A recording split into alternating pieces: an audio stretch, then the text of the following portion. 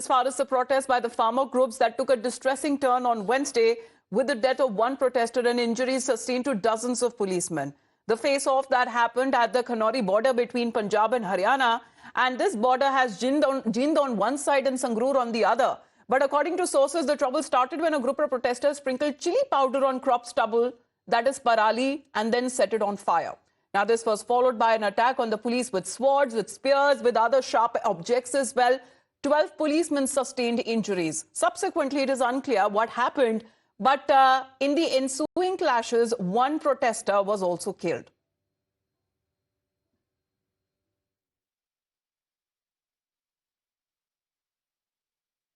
$28 patients आज आए हैं हमारे टोटल, तो उनमें से एक डेथ भी है। वो ब्रॉड डेड ही था। वो खनौरी से सीधा, खनौरी जो बॉर्डर है वहाँ से सीधा ही राजेंद्रा हॉस्पिटल पटियाला में रेफ़र किया गया उसको, और वहाँ पे जब पहुँचा तो वो ब्रॉड डेड था। वो उसका कोई डिटेल अवेलेबल है इस वक्त?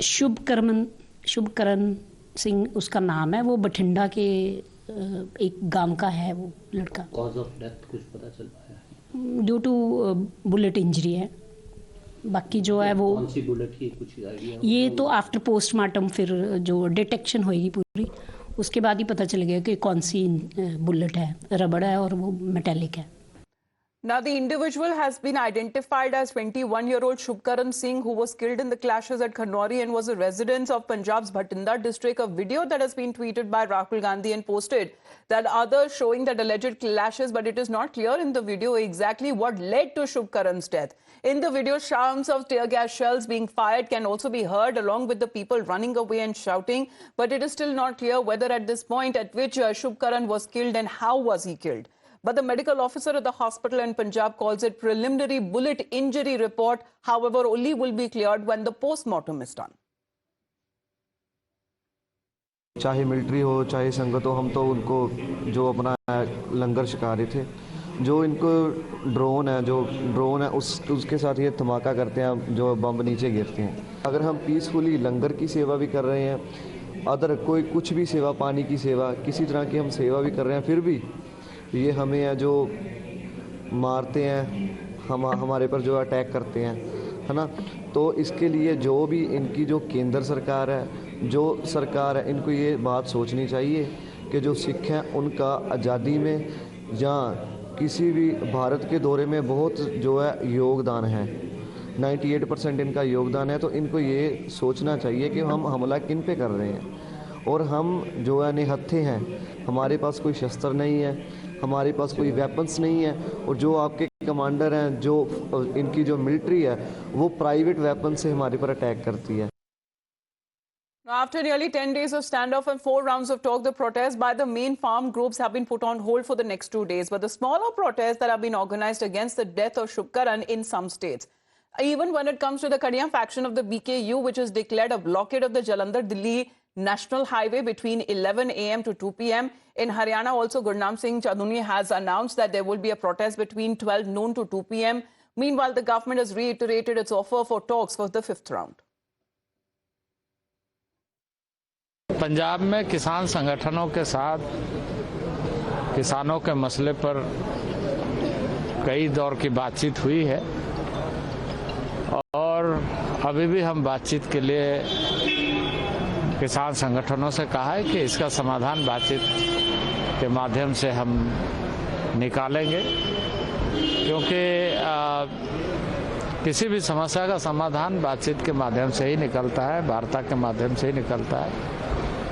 और ये देश हम सबका है, हम सबको मिलकर के देश का समाधान निकालना चाहिए ऐसे समय में कि हर आदमी के लिए वो लाभदायी हो सके। मनोज फिलहाल हमारे साथ लाइव जुड़े हुए हैं। मनोज, ओवरऑल अगर आप अपडेट दे सके तो, क्योंकि बातचीत के दरवाजे अभी भी खुले हैं, सरकार की तरफ से कहा जा रहा है कब होगी बातचीत ये अभी तक पता नहीं, लेकिन शुभकरण की मौत के पीछे भी पोस्टमार्टम रिपोर्ट बताएगी आखिरकार हुआ क्या था। बिल्कुल। देखिए, अभी तक बातचीत के रास्ते सरकार की तरफ से तो खुले हुए हैं, लेकिन किसानों का ये कहना है, लगातार हम सुन रहे थे चाहे सरवण पंदेरों या जगदीश डल्लेवाल, कि सरकार पहले लिखित में आश्वासन दे या कम से कम एक ट्वीट करके ये कहे कि एमएसपी का जो गारंटी कानून है वो सरकार बनाने जा रही है और इसके बाद वो चर्चा के लिए आगे आ सकते हैं। लेकिन 4 दौर की जो बातचीत हुई उसमें कुछ निकला नहीं है, इसलिए किसान अब बातचीत करने के मूड में दिखाई नहीं देते और उसका ही नतीजा हमने देखा, चाहे वो खनौरी बॉर्डर हो या शंभू बॉर्डर हो। और अब खनौरी बॉर्डर पर जिस तरीके से शुभकरण नाम के युवक की मौत हुई है, किसानों का ऐसा दावा है कि वो पुलिस की गोली से मौत हुई है। हालांकि हरियाणा पुलिस ने आधिकारिक तौर पर इस पर अभी तक कुछ भी नहीं कहा है। उसके बाद से किसान ज्यादा आक्रोशित है और न केवल संयुक्त किसान मोर्चा, नॉन पॉलिटिकल और किसान मजदूर मोर्चा जो कि इस वक्त आंदोलन कर रहा है बॉर्डर्स पे, दूसरे जो किसान संगठन है संयुक्त किसान मोर्चा जिसकी अगुवाई बलबीर राजेवाल, राकेश टिकैत और दर्शन पाल जैसे लोग पिछले आंदोलन में कर रहे थे, वो भी इस मुद्दे को लेकर अब आज बैठक कर रहे हैं। चंडीगढ़ में एक बैठक होने वाली है और इसके बाद वो भी इसके सपोर्ट में आने जा रहे हैं। तो सरकार की यहाँ मुश्किलें बढ़ सकती हैं। आज हरियाणा में, पंजाब में नेशनल हाईवे को ब्लॉक करने की कॉल दी गई है। पूरे हरियाणा में चडूनी ग्रुप ब्लॉक करेगा 2 घंटे के लिए, जबकि जालंधर से खबर आई है भारतीय किसान यूनियन कादिया ने ऐसी कॉल दी है। इसके साथ साथ बीजेपी के सांसद और विधायक उनके घर के बाहर पहले ही जो एसकेएम है वो प्रोटेस्ट कर रहा है। तो ये बहुत ज्यादा बढ़ता हुआ आंदोलन फिलहाल दिखाई दे रहा है। सरकार का अगला कदम क्या होगा, क्या बीच का रास्ता निकल सकता है, ये अब देखना होगा। जी चलिए बने रहिए हमारे साथ, because we also talk about the political reactions specially from the opposition that continue to come in. आप बने रहिए हमारे साथ, हम आपके पास लौटेंगे। लेकिन when it comes to the BJP, the opposition have been accusing them of torturing unarmed peaceful farmers. As far as former Congress Party president and current MP Rahul Gandhi says that history will certainly demand an account of the farmer killings from the BJP and that Prime Minister's arrogance has been exposed. Pratap Singh Bajwa, also Congress Party, wants an FIR to be filed against the Haryana Home Minister, citing moral responsibility. And another reaction coming in from the Punjab Chief Minister Bhagwant Mann, who has promised crackdown on the errant cop, even if it is yet to be established exactly who shot at the protester Shubkaran Singh. भी मैं ऐलान करना चाहना कि पर्चा भी होगा, postmortem तो बाद पर्चा करके जांच करांगे ते ਜਿਹੜੇ ਅਧਿਕਾਰੀ ਜਾਂ ਜਿਹੜੇ ਜ਼ਿੰਮੇਦਾਰ ਨੇ ਸ਼ੁਭ ਕਰਨ ਦੀ ਮੌਤ ਦੇ, ਉਹਨਾਂ ਨੂੰ ਸਖਤ ਤੋਂ ਸਖਤ ਕਾਰਵਾਈ ਦਾ ਵੀ ਸਾਹਮਣਾ ਕਰਨਾ ਪਊਗਾ। ਧਮਕੀਆਂ ਟਾਈਪ ਗੱਲਾਂ ਕੀਤੀਆਂ ਜਾ ਰਹੀਆਂ ਨੇ, ਰਾਸ਼ਟਰਪਤੀ ਰਾਜ ਲਾ ਦੇਾਂਗੇ। ਇੱਕ ਵਾਰੀ ਨਹੀਂ ਜੀ, 100 ਵਾਰੀ ਰਾਸ਼ਟਰਪਤੀ ਰਾਜ ਲਾ ਦਿਓ, ਮੈਂ 100 ਕੁਰਸੀਆਂ ਕੁਰਬਾਨ ਕਰ दूंगा, मैं 100 ਕੁਰਸੀਆਂ ਨੂੰ ਲੱਤ ਮਾਰ दूंगा। मेरी विशेष मांग चीफ मिनिस्टर पंजाब से है कि भगवंत मान जी, आप सेंटर की विचोलगी बंद कीजिए। आप पंजाब के लोगों के साथ, पंजाब के किसानों के साथ खड़े दिखने चाहिए। और मेरी मांग होगी कि अनिल विज जो हैं हरियाणा के होम मिनिस्टर, उन पर FIR पंजाब के पुलिस स्टेशन में दर्ज की जाए। We are very serious about that, and what the chief minister, he has talked at the center, so we won't tolerate this, and we are taking action for that. However, with the opposition that continues to mount attack on the centre and the BJP, here is another comparison that has now been drawn to Jallianwala Bagh. Let's listen into Sanjay Raut. एक general Dyer ने जालियनवाला बाग में जिस तरह से हत्याकांड किया था, उसमें भी किसान थे। वो ब्रिटिशों का जमाने का जनरल डायर था, अब ये भाजपा के जमाने में जनरल कायर है। वो अपनी कायरता से किसानों की हत्या कर रहा है, डर रहा है किसानों को, हमारी देश के राजधानी में आने से रोक रहा है। ये कायरता है, इसलिए मैं उनको जनरल कायर बोलता हूँ। अब पंजाब की लड़ाई नहीं है, ये हरियाणा और पंजाब के किसानों की लड़ाई नहीं है, ये देश के किसानों की लड़ाई है। मैं इतना ही कहूंगा। मनोज, वापस आते हुए आपने सुना विपक्षी दल के नेता किस तरीके से आरोप लगा रहे सरकार पर, बोल रहे कि उनकी जिम्मेदारी बनती है अगर कुछ ऐसी घटना हो जाती है, और बताया जा रहा है कि उसमें 12 पुलिसकर्मी ऐसे भी थे जो सीरियसली घायल हुए हैं।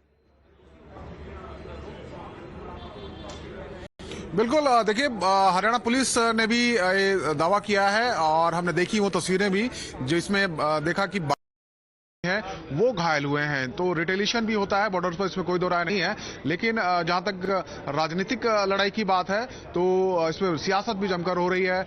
भगवंत मान जो कह रहे हैं उसका जवाब हरियाणा बीजेपी के जो अध्यक्ष हैं नायब सैनी ने अभी कुछ देर पहले दिया है और इसे घटिया राजनीति करार दिया। उन्होंने कहा कि पंजाब के मुख्यमंत्री और पंजाब की सरकार ने अगर पिछले 2 साल में कुछ किया होता तो फिर ये हालात पंजाब के किसानों की नहीं होती। और वहीं पंजाब के मुख्यमंत्री भगवंत मान कह रहे हैं कि जो मौत हुई है किसान की उसके लिए हरियाणा सरकार जिम्मेवार है, उसके लिए वो कानूनी कार्रवाई भी करेंगे। तो जो भी सियासी दल हैं वो अपने अपने हिसाब से अपने पक्ष में और किसानों के पक्ष में बातें कर रहे हैं, लेकिन हकीकत यही है कि किसान अभी भी सड़क पर है, आंदोलन जारी है और बीच का रास्ता फिलहाल दिखाई नहीं दे रहा है। जी धन्यवाद आपका मनोज हमारे साथ फिलहाल जुड़ने के लिए। So as we are looking at the current situation with this Delhi Chalo march that has been halted for at least 2 days because the next round of action that would be initiated by the protesting farmer groups that would be decided in all likelihood on Friday.